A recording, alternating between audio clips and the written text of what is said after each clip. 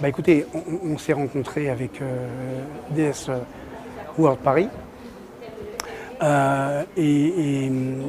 C'est incroyable parce que quand je suis venu la première fois, il y avait la DS. À la place où on est là, il y avait la DS. Et moi, ça faisait. Mon père avait une DS, mais il y a longtemps.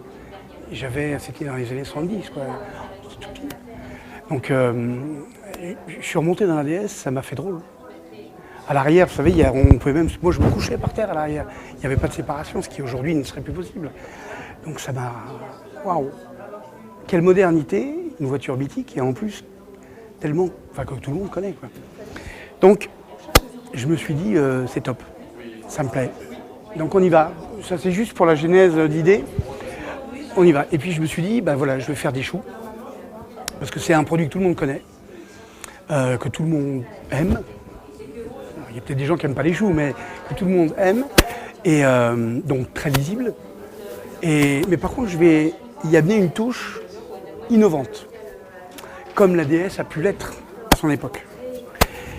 Et aujourd'hui, c'est devenu un grand classique, mythique international. Donc, j'ai travaillé la pâte à choux, sous 3 formes en fait. 2 pour les samedis à venir où on pourra goûter des choux, mais 3 pour aujourd'hui.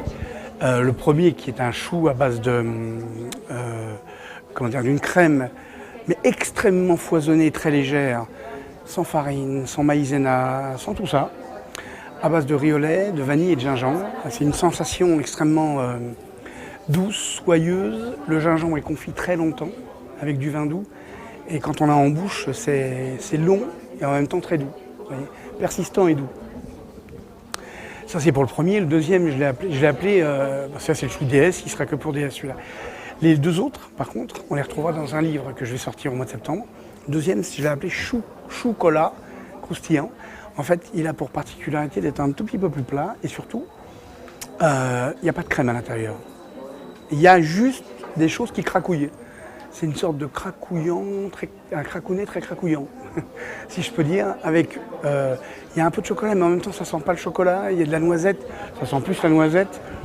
Mais ça fait vraiment, ça craque dans la. Il y a de la fleur de sel. Et quand vous l'avez dans la bouche, c'est super gourmand. C'est super gourmand, sans crème. Je trouvais ça vraiment intéressant de travailler des structures et des densités différentes. Et le troisième, qui n'est pas du tout un soufflé, mais j'ai travaillé ça comme un rocher coco. Vous savez, les anciens rochers coco qu'on mangeait quand on était petit, qu'on appelait congolais, je crois, à l'époque. Enfin, les rochers coco, quoi. Et je me suis dit, voilà, je vais travailler comme ça, en gardant la même humidité, la même sensation, la même densité, donc quelque chose de très dense, mais en même temps humide, et toujours en faisant de la pâte à choux. Donc, mais j'ai pas juste fait une pâte à choux en rajoutant de la coco. Non, j'ai structuré et construit ma pâte à choux, c'est-à-dire de l'eau qui bout avec l'assaisonnement, de la matière grasse, une farine, on dessèche et après on rajoute des œufs, en recréant ce rocher coco. Sauf que, comme je l'ai travaillé comme une pâte à choux et que j'ai structuré ma pâte à choux comme un rocher coco, ça souffle un petit peu. Donc je l'ai appelé chouflé coco. Voilà. Mais c'est pas du tout un soufflé, c'est dense comme un rocher coco, c'est humide et c'est super bon, quoi. C'est quand on aime le rocher coco, bien sûr, on retombe en enfance. Voilà. Donc voilà, ce qui est intéressant, c'est une véritable différence de densité. C'est moderne et en même temps, c'est classique. C'est du choix, c'est de la pâte à choux. Donc ça correspond bien aux valeurs que moi j'ai ressenties dans ce que voulait faire le DS World Paris. On est vraiment en symbiose. Donc voilà pourquoi on a fait ça ensemble. Et le temps de création, bah écoutez, il est variable. Pour le chouflé coco, c'est venu très vite. Très très vite. J'ai fait quand même quelques essais parce que c'est pas juste de la pâte à choux, c'est beaucoup plus que ça. C'est plus inventif que ça.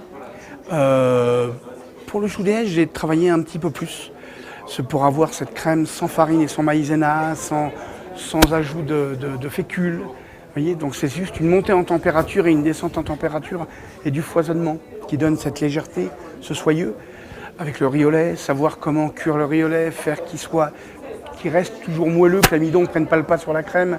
Enfin bon, ça a demandé un peu plus d'essai. Et puis cette cuisson du gingembre qui a été assez, pas difficile, mais assez précise à mettre au point pour avoir un goût qui soit persistant mais doux. Et le chocolat croustillant, l'idée est venue vite, la mise au point s'est fait un petit peu plus longuement. J'ai dû faire une petite dizaine d'essais pour avoir ce que moi je ressentais, pour l'avoir en bouche. Voilà. Et tout ça, moi, ça m'éclate. Hein.